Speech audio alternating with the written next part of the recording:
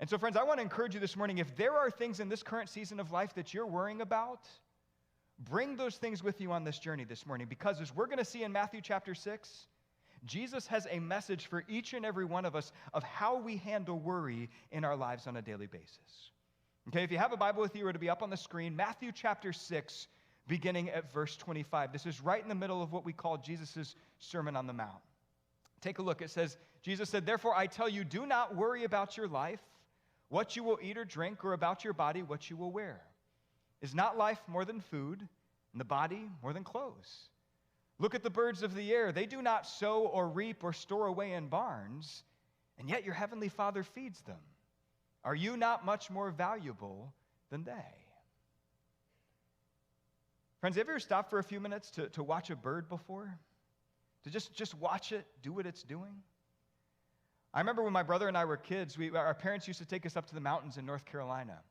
And we would go to this cabin in the woods, and we grew up in St. Pete, so you'd see this whole new world up in North Carolina, and part of that was we saw these birds that we've never seen before. And because they were strange, because they were unusual, we'd actually, take a moment to watch what they were doing, and it was fascinating. For example, sometimes they kind of turn and look at you, they give you the side eye. Other times they'd be flying around, hunting for food, looking in the streams around there. Other times they would stop and rest, or sometimes they would open up their beaks and they would sing. But friends, you know what my brother and I never saw a bird do? We never saw a bird shake uncontrollably. We never saw a bird wipe its forehead with its feathers. In other words, we never saw a bird be anxious and worried. Now, yes, birds can get scared sometimes by other prey or by us as humans, but as Jesus is pointing out here, unlike humans, birds have this innate sense of trust that God's creation is going to provide for them. In fact, take a look at this poem that helps to illustrate this point. It said the robin to the sparrow, "I should really like to know why these anxious human beings rush about and worry so." Said the sparrow to the robin, "Friend, I think that it must be that they have no heavenly Father such as cares for you and me." You see, friends, worry is about control. When things are good and everything is going according to the plan that we want it to, there's no need to worry because everything is just as it should be. We are fully in control. But you see, the moment something goes wrong, or how about this, the moment something has the potential to go wrong, all of a sudden it's like our sense of control starts to diminish. And we think in our minds, hey, something's wrong, something's not right, something's not the way it should be, and our hearts begin racing, and our hands become clammy, and we start sweating and shaking because we can begin to realize that we are losing control over the situation. And yet here is Jesus. Take a look in our message today.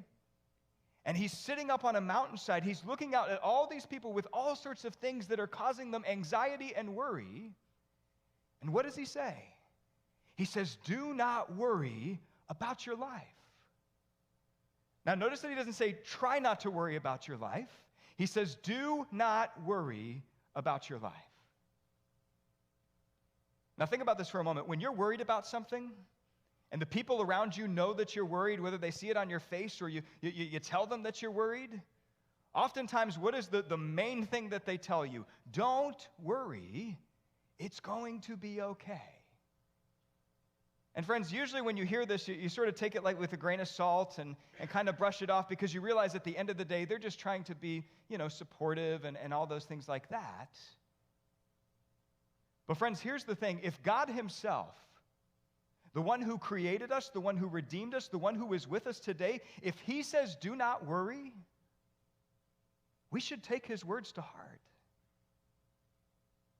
You see, in this passage, Jesus recognizes that oftentimes the reason we worry is because we feel like we are no longer in control.